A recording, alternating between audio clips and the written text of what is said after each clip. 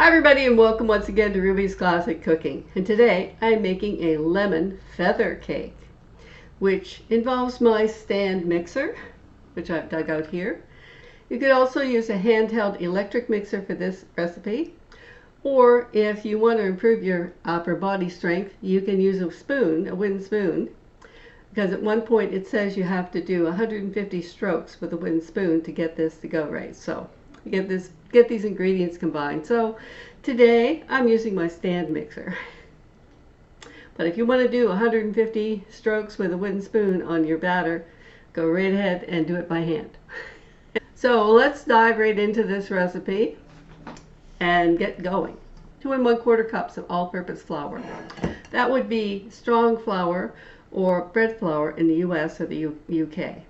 So into that I'm going to be adding 1 3/4 teaspoons of baking powder, 1 teaspoon of baking soda, and a 1/2 teaspoon of salt, all of which I have pre-measured out here in my little bowl here. There we go, put that in there. And then I'm going to add a 1/2 cup of sugar, just plain old white granulated sugar, caster sugar I believe that's called in the UK. And then I'm just going to combine these together. As it says, blend them together. Because who owns a flour sifter? Not me. It just means that you don't want to have lumps in your flour or lumps in anything. So if you have if your baking soda or baking powder have lumps in them, you'll have to sift it a bit because otherwise it won't combine nicely. Okay, that's all my dry ingredients. Now moving on to my wet ingredients. First of all, I'm going to grate my lemon, which I left out overnight, so it's nice and room temperature. I'm going to grate this just using my zester here.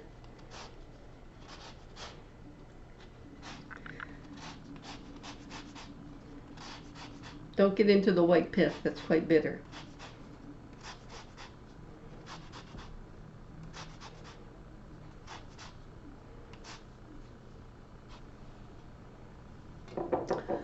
Okay, now I have the lemon zest off of my lemon. As you can see, it doesn't look the same now as it did. And now I'm going to juice my lemon, because I also need my lemon. I also need the lemon juice, so now I'm going to juice my lemon. Believe me, you want to zest this lemon first, then juice it, because if you do it the other way around, it's really hard to get the zest off of the lemon. I like to use my little bar juicer here. Now this cake makes a 2-layer 8 or 9-inch cake. Depends on which size pans you have. I have 9-inch round cake pans, so that's what I'm using. But if you have 8-inch ones, you can use 8-inch ones. And now I'm going to add the rest of more ingredients to this my flour mixture. First up is a 1/2 cup of shortening.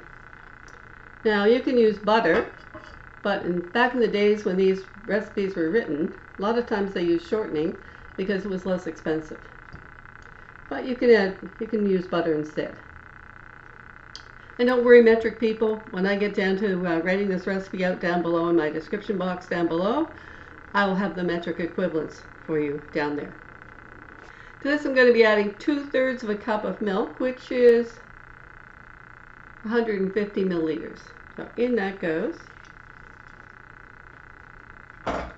Now I'm just going to add 3 tablespoons of lemon juice.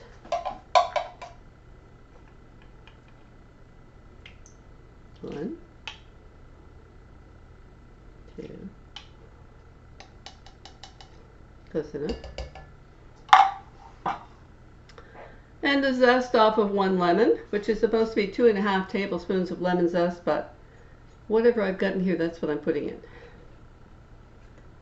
That goes on here, and I gotta beat this for 1 minute at medium speed. And into that I'm going to add 1/3 of a cup of milk and 2 eggs. These are grade A white, large. It could be brown, white, green, whatever color you like. There's really not much difference to what's inside the shell. So my 1/3 of a cup of milk and my 2 eggs have gone in there. And I'm going to mix that on low speed for an additional 2 minutes. I've already preheated my oven to 350 degrees Fahrenheit. And I have my prepared cake pans here. These are my 9-inch pans. And I put parchment paper in the bottom of them, which is quite easy to do. I just took my pan, put it on my parchment paper, traced a circle with my pencil, and cut it out with a pair of scissors. So they fit nicely in the bottom of my pans. Makes getting your cake out a lot easier. And I'm going to start mixing this up. Now I'm just going to scrape my bowl and make sure everything down underneath gets mixed in evenly. Now, see my lovely looking batter? Doesn't it look gorgeous? So smooth and creamy looking. I also like to clean the batter off my beaters really well when I'm doing this, because you want to make sure that none of your lemon zest gets left behind on the beaters. When it comes to dividing your batter evenly into 2 pans, there's two or three ways of doing it. One, you can just eyeball it, which is great if you're experienced. Or you could put your pan on a kitchen scale and put half the batter in each pan by weighing it. Or you can grab yourself a big scoop and scoop the batter evenly into each pan. And that's the method I'm going to use today. So,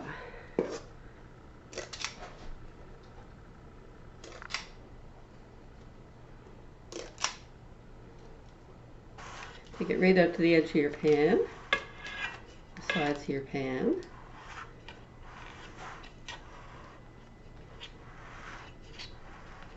Try to level it out as much as you can. There you go, one. And here's the other one. I probably should have greased the sides of these pans, but with the parchment paper in the bottom, I can just run a plastic scraper around the outside edges, and it will release from the outside edges. And the parchment paper will take care of the bottom.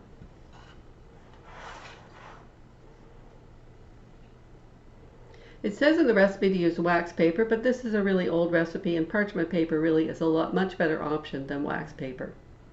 And don't use plastic wrap, because that's not good to put in your oven. It will melt. That's not good. And now my 2 prepared pans of cake batter go into my preheated 350 degree Fahrenheit oven for 30 to 35 minutes. And I'll be back to show you what they look like when they're all cooked and yummy and delicious and golden brown. Hi, here I am back again, and here are my cakes, fresh and hot from the oven. Now all I have to do now is wait for 5 minutes, and then I'm going to take my little plastic tool here. I'm going to go around the edges of my pans. You can use a knife to do this, but be careful if you're using a knife from the drawer, because you'll scratch your pans. I'm going to test my cake to make sure it's done with my cake tester.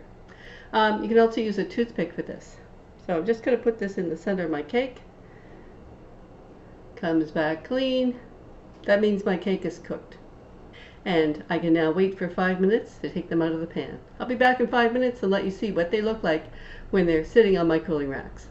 Alright, this cake has been cooling here for 5 minutes. Let's get them out of the pan.